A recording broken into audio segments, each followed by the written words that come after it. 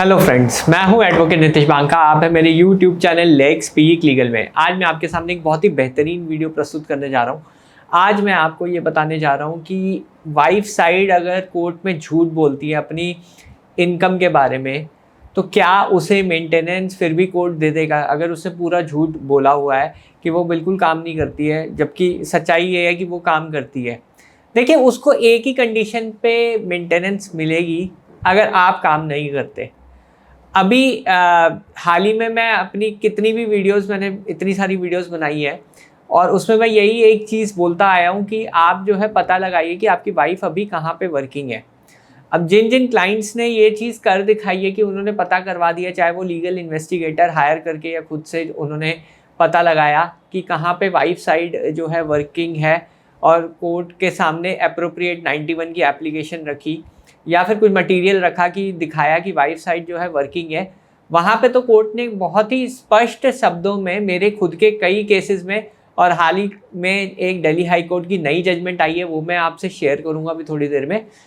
वहाँ पे भी यही कहा है कि अगर वाइफ वर्किंग है, क्वालिफाइड है और उसने कोर्ट को डिस्क्लोज नहीं किया है कि वो वर्किंग है, तो उसे कोई मेंटेनेंस नहीं मिलेगी, वो कोई मेंटेनेंस का अधिकार नहीं रखती है। देखिए, इम्पॉर्टेंट चीज़ यही है कि आपको जो है इसके लिए काम करना पड़ेगा। आपको ये एटलीस्ट ये पता करना पड़ेगा कि वाइफ जो है कहाँ पे वर्किंग है, किधर जो है वो कार्यरत है। एटलीस्ट कंपनी का नाम तो पता कर लीजिए, बहुत इजी है। अगर आप नहीं पता करेंगे तो मेंटेनेंस बंधेगा, आपके केसेस सालों साल चलेंगे और मेंटेनेंस एक हायर अमाउंट पे बंधेगा और उसके जो एरियर्स होंगे वो भी बहुत ज़्यादा है। अब कई क्लाइंट्स मेरे पास आके कहते हैं जी लीगल इन्वेस्टिगेटर बहुत चार्ज कर रहे हैं और हमें जो है इन्फॉर्मेशन के बहुत ज़्यादा पैसे देने पड़ेंगे। देखिए, प्रॉब्लम क्या है कि आप लॉन्ग टर्म नहीं सोच रहे हैं। अगर वो इन्फॉर्मेशन आपके हाथ लग गई तो ये सोचिए कि आप जो है आपकी जो मेंटेनेंस है वो कितनी कम हो जाएगी या बिल्कुल ही ख़त्म हो जाएगी। तो ये चीज़ आप रखिए ख्याल। तो जो कोई भी मटेरियल मिलता है कि अगर वाइफ आपकी वर्किंग है, कहीं पे भी छोटा मोटा काम कर रही है, अपना बिजनेस कर रही है या फिर वो जो है किसी कंपनी में कार्यरत है, एटलीस्ट फाइंड आउट कीजिए कि कहाँ पे वो कार्यरत है।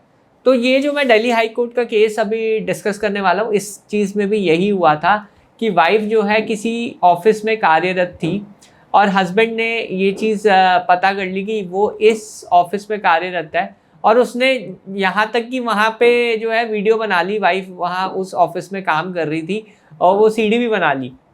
तो कोर्ट के सामने उसने सेक्शन 151, क्योंकि 24 HMA का केस था, तो कोर्ट के सामने उसने सेक्शन 24 में 151 CPC की एप्लीकेशन लगा दी और उसमें ये सब बताया कि मेरी वाइफ जो है इस ऑफिस में कार्यरत है और वहाँ पे जो है काम करते हुए मैंने वीडियो भी बनाई हुई है। वो सीडी जो है बिल्कुल कोर्ट के सामने रख दी।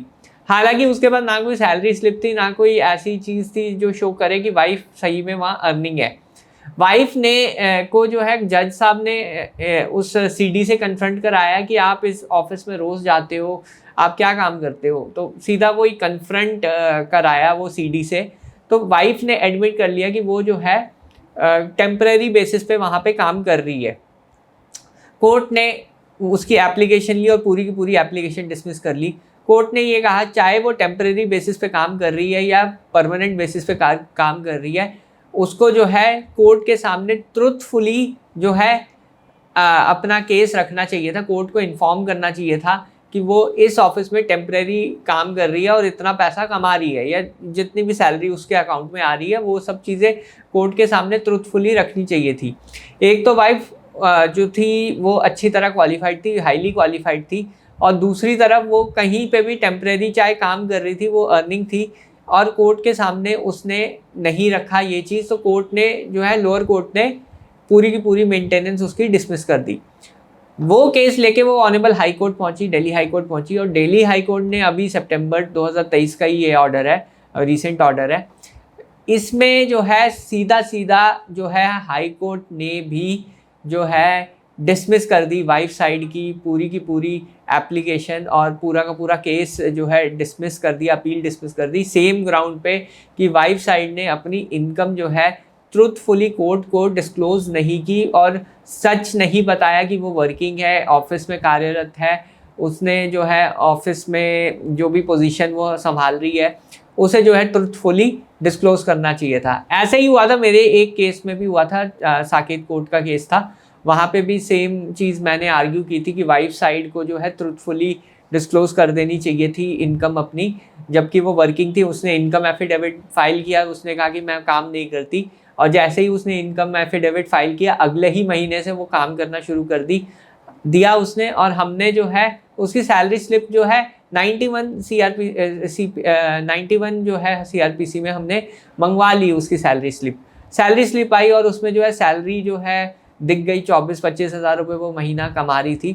कोर्ट ने जो है उसकी मंथली मेंटेनेंस डिनाई कर दी और सिर्फ डॉटर को मंथली मेंटेनेंस अलाउ करा, और कोर्ट ने ये कहा कि आपने जो है ट्रुथफुली कोर्ट के सामने डिस्क्लोज नहीं किया। अगर आपने जॉब पकड़ी है तब भी जो है वाइफ की ड्यूटी बनती है कि वो कोर्ट के सामने दिखाए।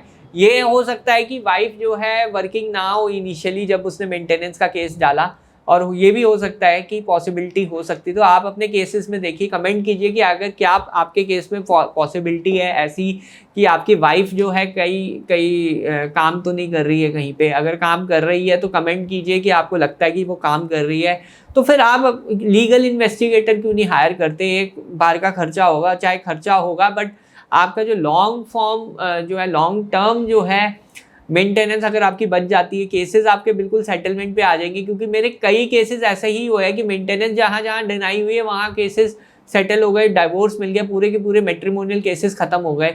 अगर आप इतनी सी प्राइस अगर आप दे सकते हैं अपने केसेस को, अगर आप ढंग से लड़ें। देखिए प्रॉब्लम क्या है, मैं देख रहा हूँ कि आप लोग जो है ढंग से अपने केसेस लड़ नहीं रहे, तभी आपको रिलीफ मिल नहीं रहा कोर्ट्स में। और अगर आप ढंग से केसेस लड़े मटेरियल और इन्फॉर्मेशन के साथ, आपको जस्टिस ज़रूर मिलेगा, ये मैं आपको बता रहा हूँ। और मैंने जो अपने जो मेरे क्लाइंट्स हैं, मैंने जिनकी हेल्प की है, मैं सारा एक्सपीरियंस आपसे के साथ शेयर कर रहा हूँ।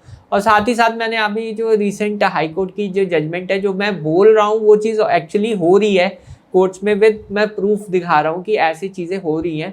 तो अपने केसेस को आप सीरियसली लीजिए, और आज ही आप जो है फाइंड आउट कीजिए, आज ही आप कोशिश कीजिए कि आपकी वाइफ कहाँ पे वर्किंग है। एटलीस्ट ये पता करिए कि किधर वो काम कर रही है, एटलीस्ट इतना तो पता कर सकते हैं। तो बाकी ड्यूटी ये है कि सेक्शन 91 आप मूव करके सारी इन्फॉर्मेशन आपके ऑन रिकॉर्ड कोर्ट के अंदर आ जाएगी। तो यहाँ पे जो है वाइफ साइड को ट्रुथफुल रहना है कोर्ट के साथ। अगर वो नहीं है, झूठ बोलती है, मेंटेनेंस बिल्कुल डिनाई हो जाएगी। ये जजमेंट आप यूज़ कर सकते हैं। इस पर मैंने एक आर्टिकल भी लिखा है, आप वो आर्टिकल ज़रूर पढ़िएगा। और साथ साथ ये जजमेंट जो है मैंने उसमें आर्टिकल में एनेक्स की हुई है, तो आप ये आर्टिकल जो है आपको डिस्क्रिप्शन बॉक्स में मिलेगा। साथ ही साथ मेरा आप व्हाट्सएप ग्रुप भी ज्वाइन कर सकते हैं। ऑलमोस्ट 800 मेंबर्स उसमें होने वाले हैं, और काफ़ी अच्छा ग्रुप है वो, जिसमें मैं अपनी रियल लाइफ केसेस और साथ साथ जो केस लॉस मैट्रिमोनियल केसेस में 2023 के हिसाब से जो चीज़ें चेंजेस हो रही है मैट्रिमोनियल लॉ में, अपडेटेड इन्फॉर्मेशन आपको के साथ शेयर करता रहूँगा।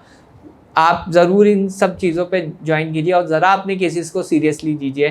Thank you very much, thank you for watching this video. Subscribe कीजिए अगर आपको ये वीडियो पसंद आई है तो। Thank you very much.